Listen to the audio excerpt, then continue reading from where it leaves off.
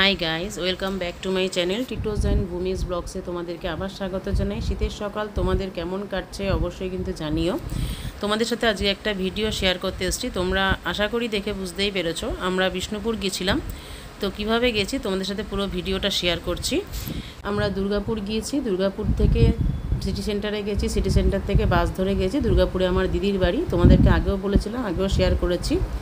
এখানে আমরা খুব মজা হয়েছিল, তখন খুব ঠান্ডাও ছিল। ভোরবেলা আমরা 6:30টার বাসটা ধরেছিলাম, 2.5 ঘন্টার মধ্যে বিষ্ণুপুর পৌঁছে গেছিলাম।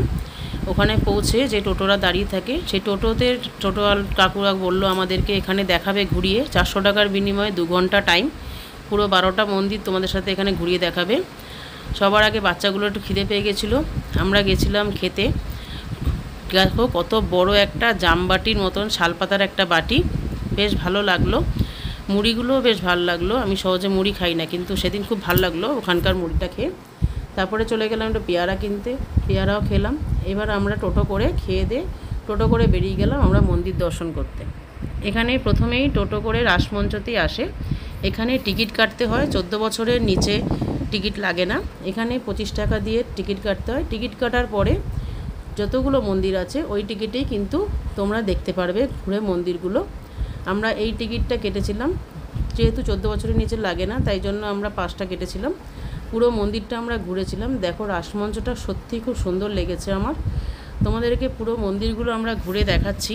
অবশ্যই কিন্তু ভিডিওটা স্কিপ করে যেও না, পুরো ভিডিওটা দেখতে থাকো। পুরো ভিডিও তোমাদের সাথে আমরা শেয়ার করছি। আর কেমন লাগছে অবশ্যই কিন্তু কমেন্ট বক্সে লিখে পাঠিও। আর শীতকালে তোমরা কে কোথায় ঘুরতে গেছো সেটাও কিন্তু অবশ্যই লিখে পাঠিও। চলো আমরা দেখতে থাকি পুরো ভিডিওটা।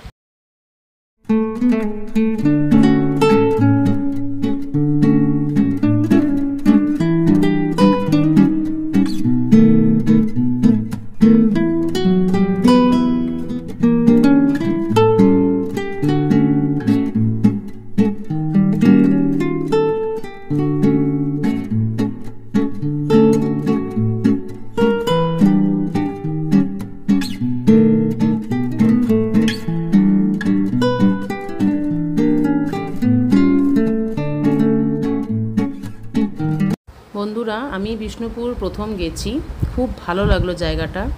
এত পোড়ামাটির তৈরি জিনিসগুলোও বেশ দেখতে সুন্দর লাগলো, আর খুব সুন্দর মন্দিরগুলো করা। তোমরা হয়তো গেছো সবাই, কিন্তু আমি এই প্রথম গেছি, খুব সুন্দর লাগলো। তোমরা কিন্তু বিষ্ণুপুর ঘুরে আসতে পারো যারা এখনও যাওনি।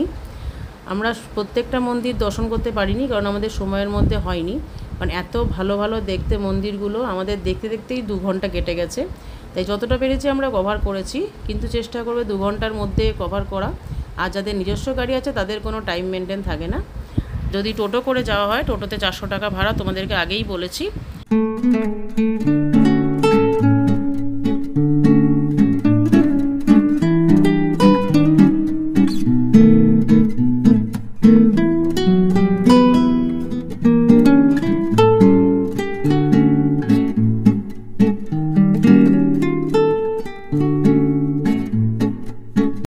এগুলো হচ্ছে ছোট ছোট টিলা, উঠতে কিন্তু বেশ ভালো লাগে।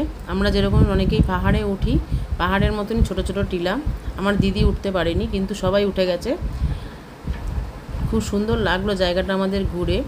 প্রত্যেকটা মন্দির এত ভালো লেগেছে, খুবই সুন্দর লাগলো। সেই দিনটা খুব ভালো কাটলো সেই দিনটা। আমরা কিন্তু অনেক কিছু ওখানে কেনাকাটাও করেছি, তোমাদের সাথে কিন্তু পুরো ভিডিওটা শেয়ার করছি, স্কিপ করে যেও না, অবশ্যই দেখো।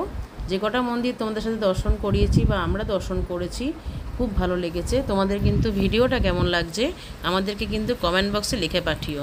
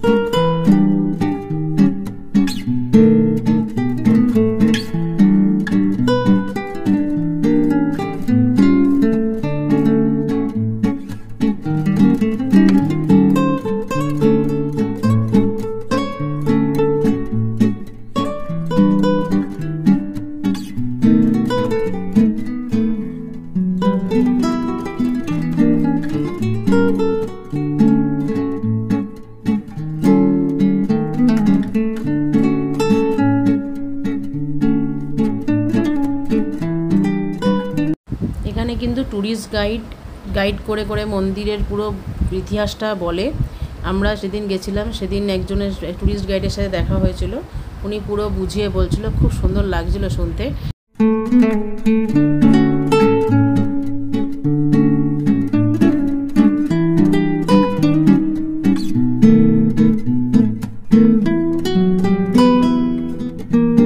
আমরা লালবাগে গেছিলাম, লালবাগ থেকে বেরিয়ে আবার বিষ্ণুপুর বাস স্ট্যান্ডের দিকে গিয়েছিলাম, কারণ তখন অলরেডি দুপুরবেলা হয়ে গেছে, অনেক লাঞ্চ টাইম হয়ে গেছে।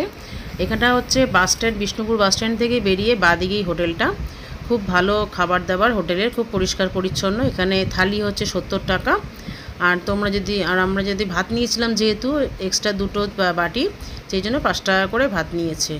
রান্না কিন্তু খুবই ভালো, খুব ভালো লাগলো। তোমরা যারা বিষ্ণুপুর যাবে অবশ্যই কিন্তু হোটেলটা থেকে ঘুরে এসো। আমরা কি কি কিনেছি তোমাদেরকে কিন্তু সব কিছু দেখাচ্ছি ভিডিওতে। আর তোমরা যারা বিষ্ণুপুর যাবে কি কি কিনবে, কেমন ঘুরবে, অবশ্যই কিন্তু আমাদের সাথে শেয়ার করো। আর তোমাদের ভিডিওটা কেমন লাগলো অবশ্যই কিন্তু আমাকে জানিও। ভিডিওটা কেমন লাগলো অবশ্যই কিন্তু কমেন্ট করে জানিও বন্ধুরা। নতুন বছর তোমরা সবাই ভালো কাটিও, সবাইকে হ্যাপি নিউ ইয়ার।